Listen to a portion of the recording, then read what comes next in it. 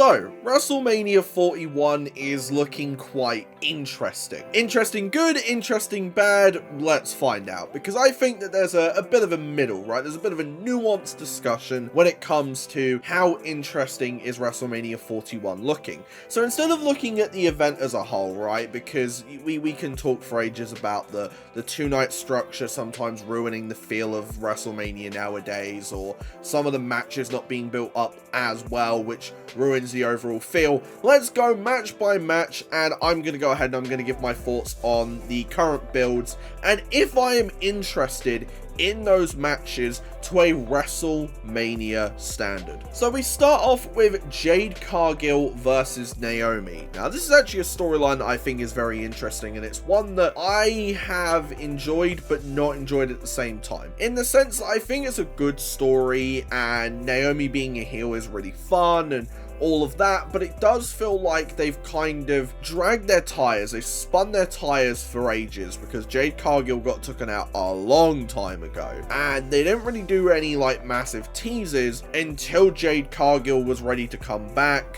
for whatever reason at the Elimination Chamber. They really only kind of built it up for that small amount of time, and for the rest of it, it was just finger pointing, right? There was no like, hey, let's tease things. Even though there were like subtle things, what you have to remember is that a lot of wrestling fans and a lot of people in general aren't going to pick up on subtle hints.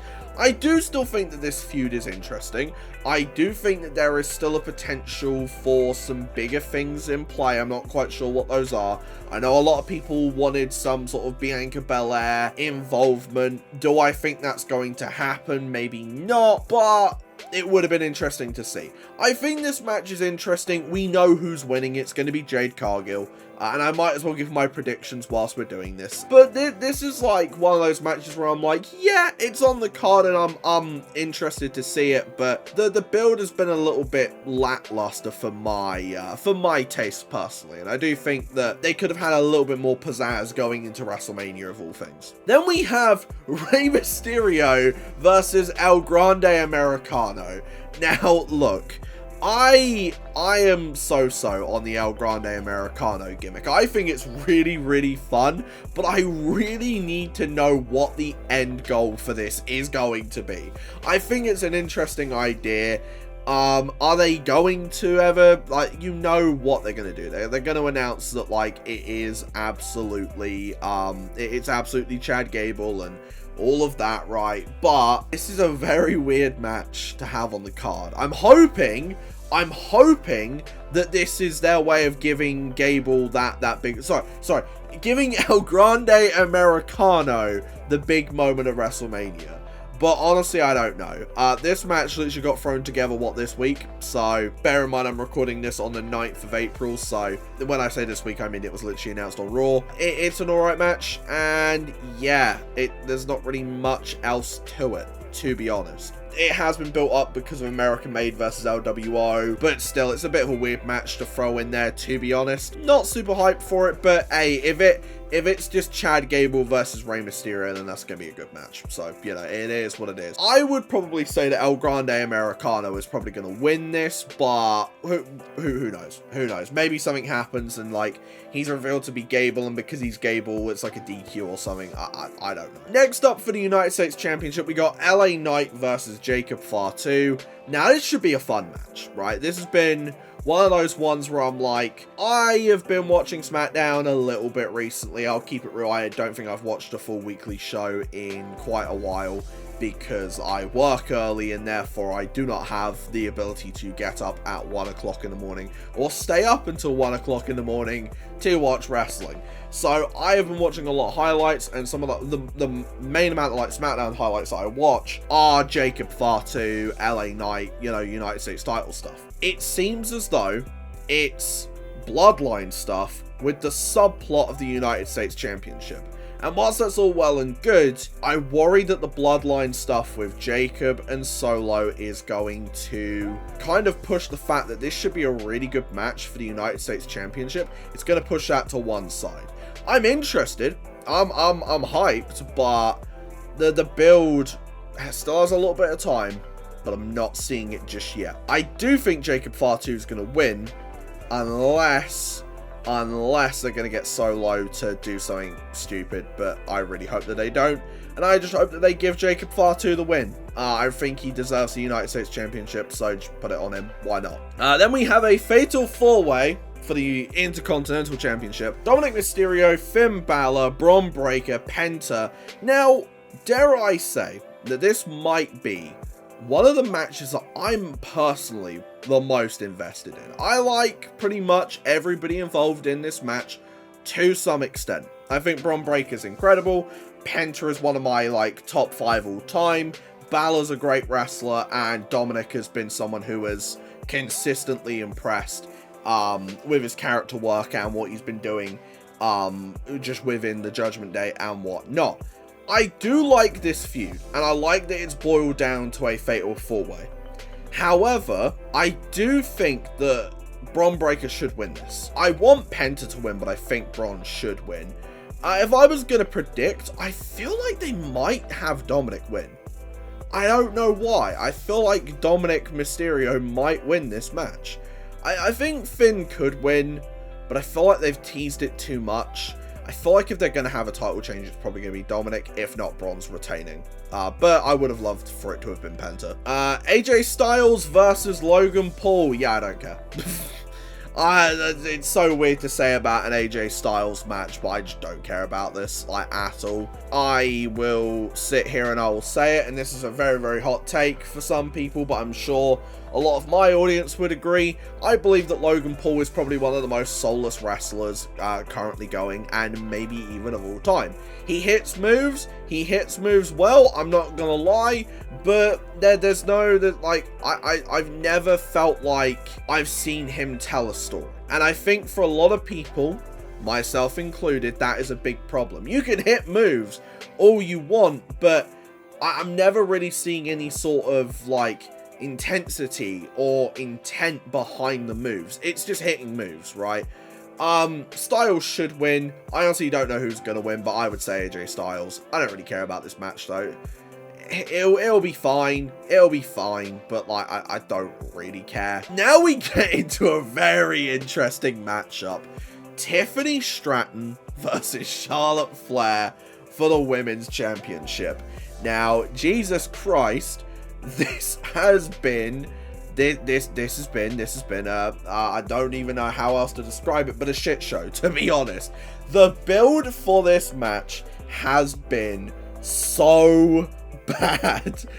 Oh my god. These two have no chemistry in promos. It feels like Charlotte is either phoning it in, or she just does not care about this feud, at all.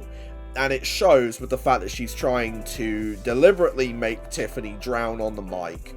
Both of them basically, well, I don't know. A lot of people say, oh, they were shooting, but you never truly know. But either way, that segment was awful, and a lot of their segments just have not hit. Tiffany Stratton should retain. Watch them put the belt on Charlotte, though. I don't really care for this match, I'm not gonna lie. Will it be a good match? We'll see. If they genuinely do not like each other, if there's actual beef, this could be a very, very weird WrestleMania match, but we're gonna find out. Then we've got Jey Uso versus Gunther for the World Heavyweight Championship. Now, I know a lot of people have been saying that, Jey Uso has proven himself to not be main event worthy, and look, I don't really blame him all that much, because he's starting to bring the intensity back, and the crowd should recognize this, right? The crowd should recognize this and lay off the yeet, but they're still yeeting, right?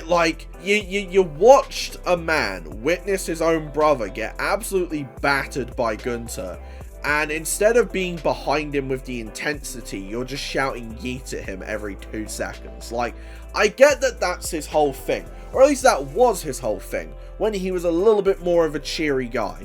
But now is the time for Jey Uso to lock in, and I think that the audiences are kind of letting him down. Gunther has found his spark again, by the way. I'm just going to say it. Gunther has found his spark. But I think it's too little too late, unfortunately, and as much as I would want Gunther to win, I think Jey Uso's winning the World Championship at WrestleMania. How do I feel about it? We'll see. But I'm somewhat interested in this match. I'm just worried it's going to be a case of it's been a great build and then the bell rings. I'm hoping that these two can have a good match. They've had decent matches, but hopefully Jey Uso can switch it on at Mania and put on an absolute banger, but we will see. We will see.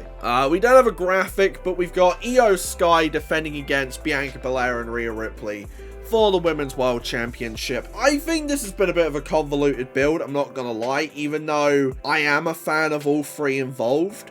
I think that Rhea shouldn't be near. And I know this is a bit of a controversial one. I feel like it's weird. They've kind of put themselves into a bit of a corner with Rhea, where it's like, you wanted her in this match. Could you have not found a better way to get Rhea in the match?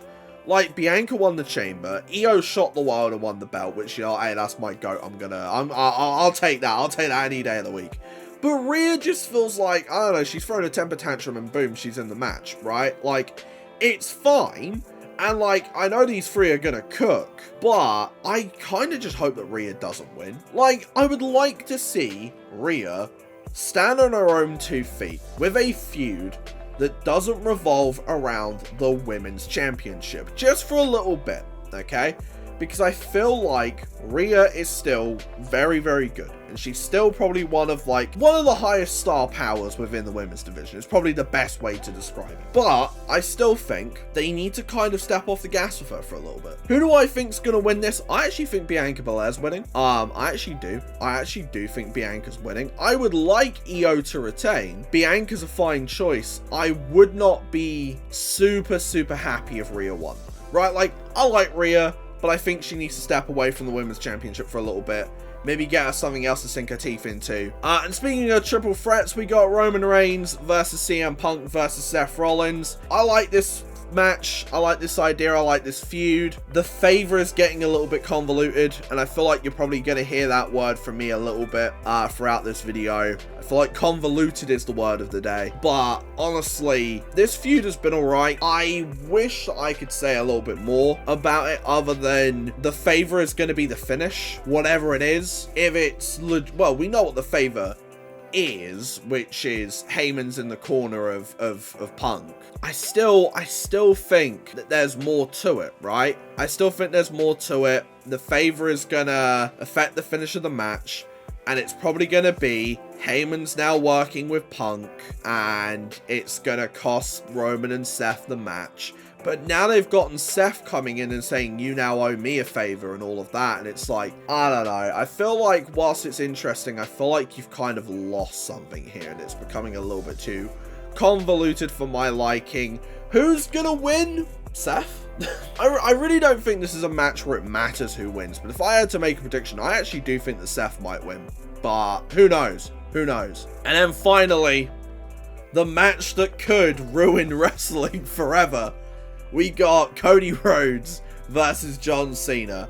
And good lord, I haven't even spoken about the John Cena heel turn on the channel. It's incredible. It's not something I thought I would see. It's not something that I expected to see. And now that I've seen it, I want Cena to win. I feel like this story is that, like, yeah, sure, if Cody won, it's not the end of the world, but the story kind of rests on Cena going to brand new lengths and stooping to lows we've never seen from him before to win the big one, right? To win number 17, to break the record, to have the most world championship reigns in history, despite what Ric Flair might say. I know he's won like 23 or 24 world championships or something like that. It's like technically he's got the record regardless, but still, you know, Cena needs this. I feel like his retirement run becomes a lot more fun if he's this like massive corporate juggernaut with the championship. I wouldn't be against Cody winning. Honestly, I think I've said this a lot of the times when I've been watching their segments. I was just like, you know, if Cody wins, it's not the end of the world, but it does kind of take away some of the shine of Cena turning heel now. Like I said, I think Cena's winning. Should be a great match. Should be the best way to close off night 2 and to close off WrestleMania. I feel like this idea of like the closing shot being Cena with the belt, maybe even with The Rock there, it is too good of a visual to pass up on. But honestly, now I look at it, I know a lot of people have been kind of negative about WrestleMania 41. And whilst I do think that there are a lot of like okay matches, I do still think that Cody Cena is a big enough selling point for night 2. I just don't know if the triple threat between Roman, Punk, and Rollins is a big enough selling point for night 1. For me personally, I still think it's going to be a good show, there's going to be good wrestling, but I'm not as hyped for it as I was for, say, WrestleMania 40. But still, should be a good show. Let me know what you guys think in the comments below. Are you hyped up for WrestleMania 41? Maybe, what's the match you're most looking forward to? Are you a Cena, Cody person, or is it something else? And yeah, more wrestling think pieces will be here, and YouTube really thinks you'll like this video, so if you've already seen all of the wrestling think pieces, consider checking that one out. See ya!